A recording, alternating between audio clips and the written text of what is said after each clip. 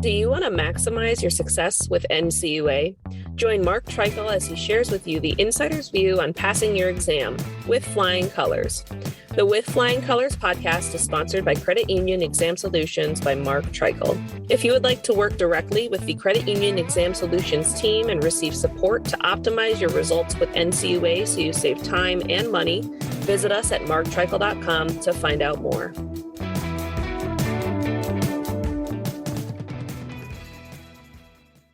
This is Mark Treichel with an emergency podcast on Silicon Valley Bank resolution, and there's some big news that hit quite recently. It is now 6:54 p.m. East Coast time.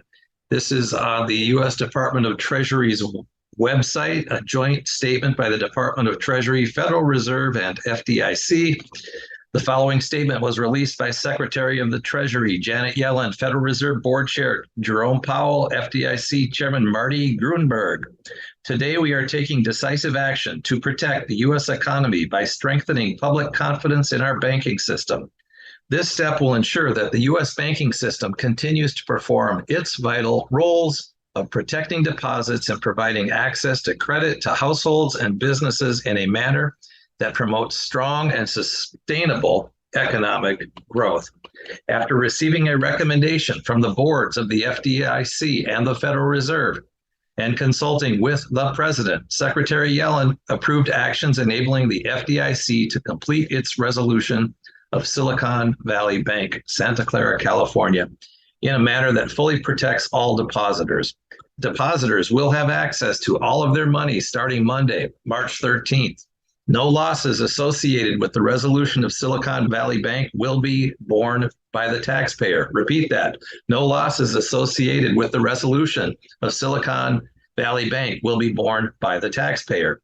We are also announcing a similar systemic risk exception for Signature Bank, New York, which was closed today by its state chartering authority. All depositors of this institution will be made whole.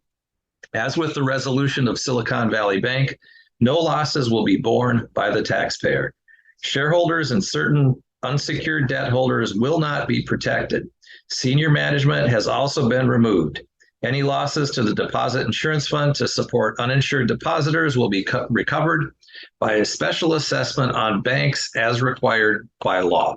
Finally, the Federal Reserve Board on Sunday announced it will make available additional funding to eligible depository institutions to help assure banks have the ability to meet the needs of all their depositors. The U.S. banking system remains resilient and on a solid foundation, in large part due to the reforms that were made after the financial crisis that ensured better safeguards for the banking industry. Those reforms, combined with today's actions, demonstrate our commitment to take the necessary steps to ensure the depositors' savings remain safe. All right, so there's some interesting statements here, but the taxpayer is not paying. That's good.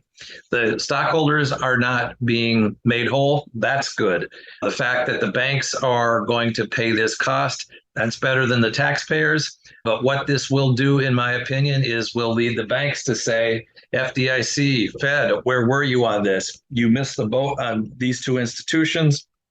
And as a result, it's costing the rest of us money.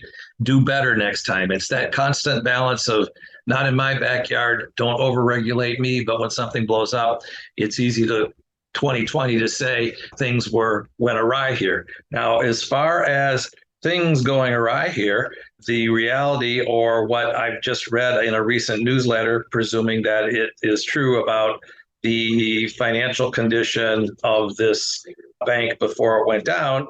This is a newsletter from David Stevens. Let's see, basically talking about how out of control management was. He says, I spoke to a well-known national reporter today who said the word contagion is being bantered about. The truth is, it seems it's far less about contagion and more about management. Let's look under the hood. The bank had been growing rapidly. Deposits growth alone was over 300% over the past 3 years. These depositors were largely venture capital investors and varied startups in Silicon Valley. This is important as it relates to the liquidity shortfall that hit the bank and the hot money challenges that these depositors brought. As published in The Economist on Sunday, 3/12, The bank was uniquely susceptible to a run because of its exceptionally close ties to tech firms, and thus this failure seems unique based on SVB's operating model. As shown in this graph from Chris Whalen, SVB had invested close to 45% of their assets in mortgage-backed securities, and likewise a large position in treasuries. As Barron's reported, as interest rates rose sharply and the bond market cratered, their bond portfolio took a huge hit, et cetera, et cetera. And this is interesting. To make matters a bit worse, SVB had engaged in a bit of quote unquote gaming of the system. While many of these securities and MBSs were held as available for sale, they reclassified many as hold to maturity, HTM. This changed what would have been a forced mark to market to one where the losses could be taken over time. Some might say that this disguised the depth of their losses. Now, I know there are some accounting rules that do allow moving, but I know the old rules were if you took any and moved them around, you kind of tainted your whole portfolio. So it'll be interesting to see if they followed the rules or didn't. And the reality is, so this is big government. This is a bailout. Is it the right thing to prevent the contagion? Maybe, probably, somewhere between that. Having runs, deposit insurance exists to prevent runs, and government actions necessary to prevent runs are good actions. I do really like that they didn't protect the stockholders, and I do really like they're not passing this on to the taxpayers. And the banks are going to have to pay, but this is going to turn into pointing fingers about, again, where was FDIC?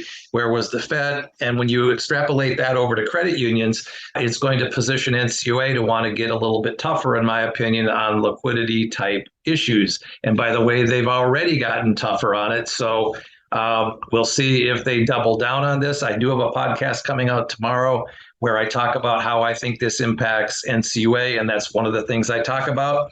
And what just happened now, I think, will furthers my resolve on the predictions I make on the podcast coming out tomorrow. Again, this is 7:01 p.m., March 12th. There is a bailout.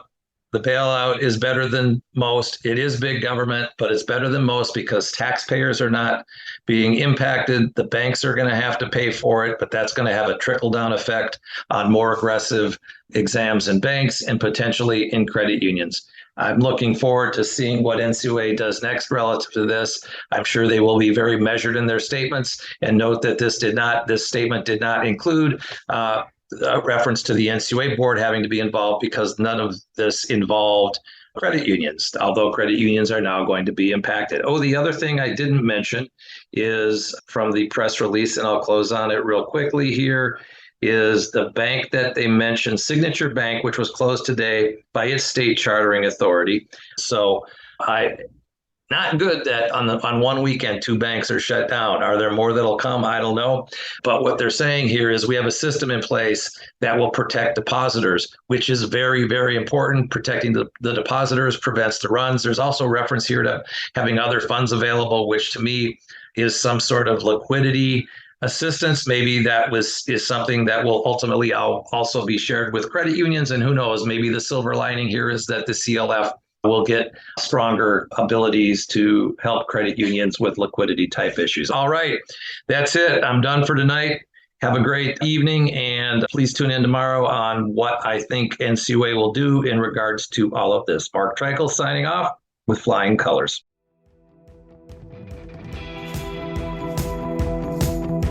Thank you for joining us on this episode of With Flying Colors. Subscribe on your favorite podcast app to hear future episodes where subject matter experts of all varieties will provide tips on how to achieve success with NCUA. If you would like to learn more about how we assist credit unions, check out our services at marktreichel.com.